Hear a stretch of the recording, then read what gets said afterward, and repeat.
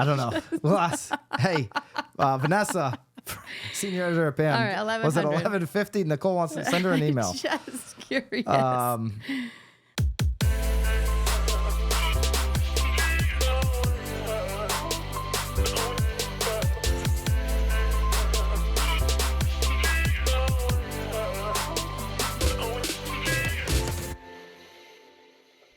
This is Byron Lazine and Nicole White, and you are tuned into episode 302 of The Real Word. Word is up. First episode of 24. Happy New Year, Nicole. Happy New Year. No more Happy New Years after that. That's it. That's our final That's it. one. Okey-doke. No more. No more. Because It's now like we're day 2. We're into the year. We're getting into the grind. The of year's it. almost over, so It's already almost over. I was looking at it. I'm like, yeah, the year is almost over. But oh my gosh, I know it sounded like you were having a little problem yesterday, huh? You feel good? You feel better? I feel good, but Good. but it hasn't played out yet. So what actually lies ahead in 2024? We're going to talk about the future of NAR, National Association of Realtors, and how agents are feeling about the future. Their sentiment from 1,000-watt plus BAM survey of over 1,100 agents. So we'll get into that. But first, the future of NAR is reported on nowbam.com. Let me sum it up for you. Industry analysts are now saying it's unlikely that NAR will survive, Nicole.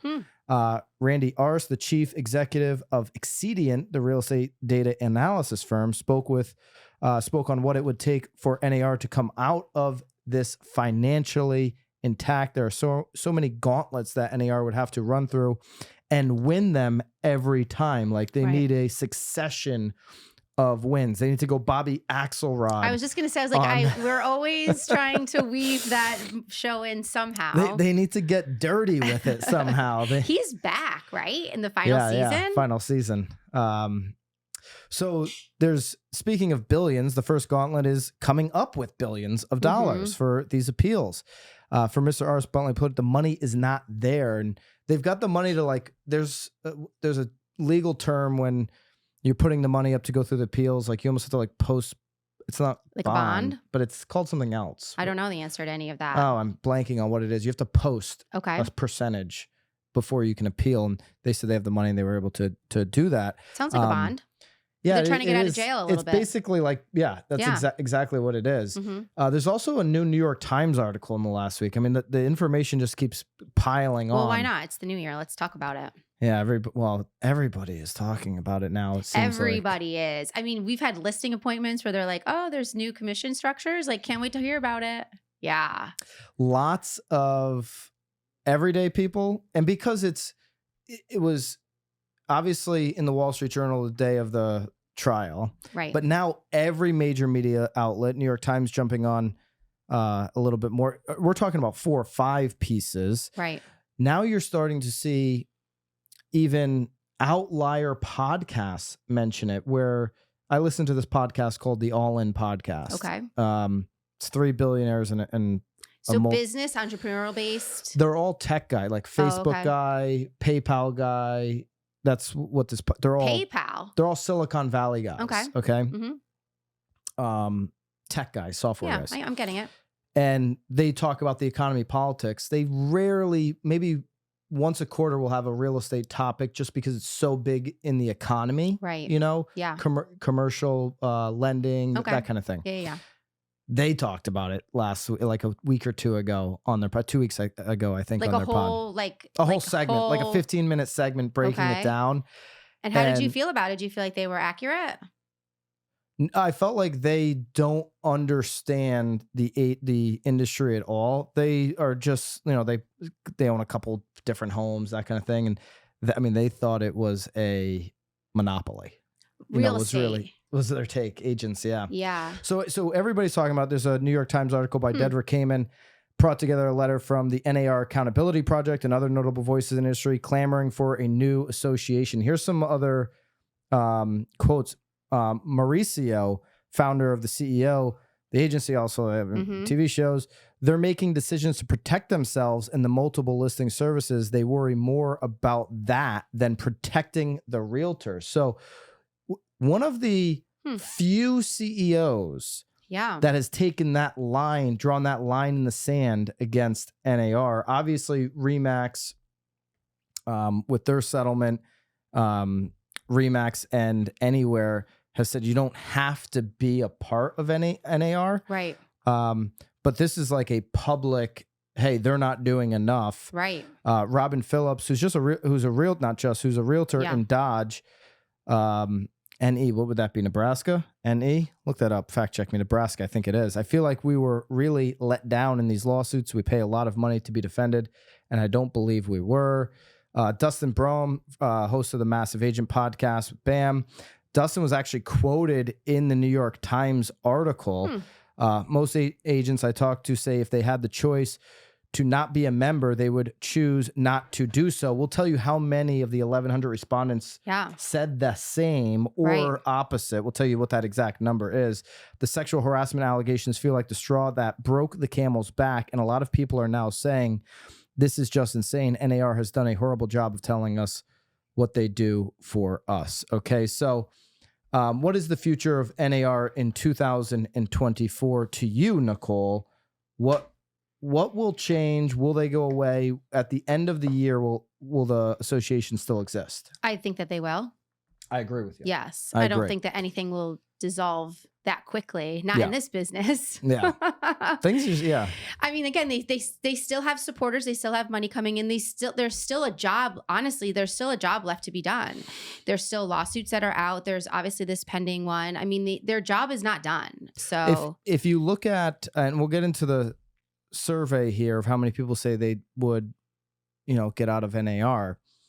But some people still can't. Even a RE/MAX agent, good friend of ours, Tom Toole. Yeah. In Philadelphia. He is part of RE/MAX, and RE/MAX has said in their settlement, they don't have to. You don't have to. Right. But Bright MLS, which is the large, say that you do. His local board, maybe not Bright MLS, but his local board, in order for him to have access to Bright MLS, which he obviously needs, says that you do. So he's still handcuffed over here. Okay, RE/MAX says I can't. My local board. Yeah. There's a lot that needs to obviously says be that untangled. I have to get Bright MLS. Right. So there's still the tie-in from the local boards, which trickles down from NAR, which is blocking even the RE/MAX and and so for that stuff to really, I agree with you, for that stuff to really work through, it's going to take longer than just a month or 2 months. There's a knot that needs to be undone. Yeah. And so I think we're going to see some of that this year. I did my predictions on the Knowledge Broker podcast on Friday. Me and Tom did predictions. I put it on Instagram. I saw it. And we set the over-under of 1.4 million agents. And I keep saying, hey, agents are going to decline. But when we actually look at licensees and how NAR, approximately 1.6 now, I actually said over 1.4 million. I don't think the cliff is coming until 2025. I still think there's some NAR. Time. Is this with NAR directly, or is this just with people being agents? I mean that's the calculation that we have. Okay, and so is through NAR, and so because I think that's going to be a little skewed too, with people just leaving the business, not necessarily just leaving NAR. And that's a point that I made. I think that there's going to be some people that just still have their license, maybe are still attached to this association through some weird tie-in. Or they're just a referral agency. You don't have to be a part of any of it. Right. Yeah. And so the cliff, though, will come. I think it's going to be 2025. There's a lot of churn that has to happen. You think even in 25?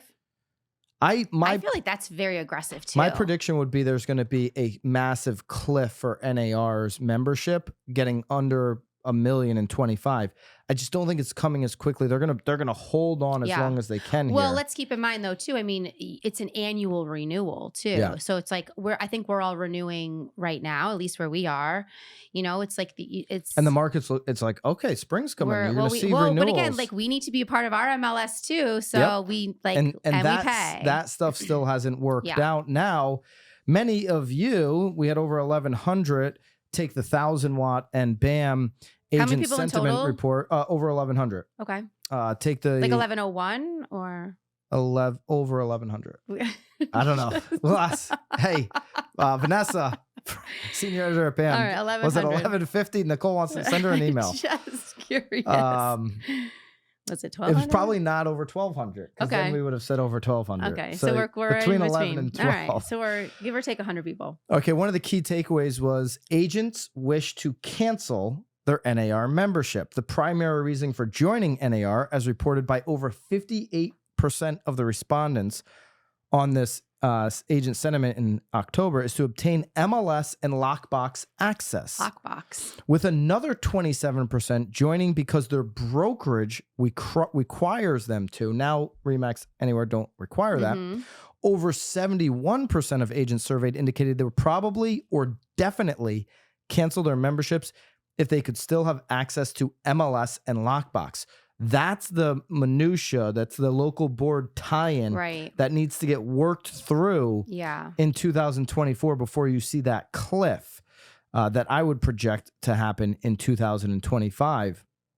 Survey highlights a significant lack of trust among agents in NAR's ability to show value to the industry. An overwhelming number of respondents wrote that nothing would make them reconsider their NAR membership. How about getting all these lawsuits to go away? That'd make me reconsider. Right. Well, for sure. Well, it's interesting because it's almost like the agents are having the same feelings towards NAR that the consumer is having towards a realtor right now. So that's sort of interesting.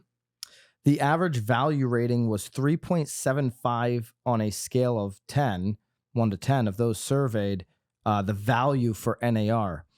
Only 4.29% joined NAR for the value of the realtor registered trademarked brand adding to their business. 95% indicate that consumers do not understand the distinction between realtor and real estate agent. Well, because people use it so interchangeably at this point. Yeah. Yeah. I mean, it's become like a word that, how do you have a registered trademark on that? Right. Well, it's sort of like a Q-tip. Yeah. Right. It's really, that's just the brand name. That is the brand.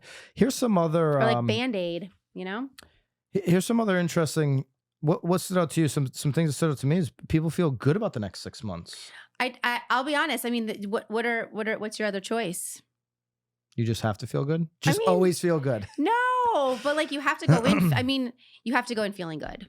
So over the next 6 months, scale of 1 to 10. Or just get out. My hope here is that a majority of the people that are sort of answering this are people that actually want to be in the business. I think that was one of the questions on here too. Like, who sees themselves being in the business? Yeah. You could, I'll be honest, the number here is not, we're not talking about tens. We're talking over 6. We're talking 6. A 6.1 on a scale of 10 was the average. That sounds pretty realistic. If you're below a 5, 6.78 was the average that we took in July. So it's actually slightly lower than July. I feel better. Do you feel better now than you did in July? Maybe because this was taken in October, rates were getting up over 8%. I think if you took it now, you might pop 7%. Well, aren't you going to, you're going to do it again? We're going to do one this month. Let's see how everyone feels now. Yeah, we will obviously see that. Anything else that stood out to you, Nicole? You can grab this entire, it's a 14-page PDF. No, you can grab it down below. Just side things like how many, there were a lot of independent, you have a lot of independent agents following you on BAM. There's a lot of independent agents. There's team leaders. It gives you the age demographic. Okay, what's the level of experience? Yeah, well, they were pretty it gives big. You the whole thing. Are you going? It looks like you're going generational wise on there, right? Because it's like 43 is pretty specific of a number. For what? For age? Your that's ages. The average age, right? But well, that's where your ages were starting. That was your range. Well, you gotta tell me what we're talking 43 to 61. It's a pretty specific number. I'm assuming you were going. Well, 43 to 61 is 47% of the people. 18 to 25 is 2.5% of the agents. 26 to 42 is 30.63%. I just didn't know if you put in the actual how old are you, or was that the ranges? That was a question. How old are you? So that people fit into that range. Yeah. No, I mean that's not a surprise. Production level over the last 12 months, 40% between 1 and 12, 32.4% were between 13 and 25, 16.34% were between 26 and 50, and then 50 plus was 11.25%. So you had almost 50% of the respondents have 12 plus years in the industry. So that means they were coming in during the Great Financial Crisis or worked through the Great Financial Crisis. They're like a peer. We saw that. Yeah. So interesting sentiment index. Would love for you to fill out our next one that comes out. Yeah, me too. Make sure you're on the BAM newsletter for that. But if you want to grab this one, You have it it'll linked be- somewhere where yeah, people it'll be can linked- actually see the answers? That'll be linked down below. I like seeing answers after I take quizzes. Let us know in the comments what you believe the future of NAR is and how you feel about 2024. We're excited about this year here on The Real Word. I'm thrilled about it. And we'll see you guys next week. See you guys. Keep it real.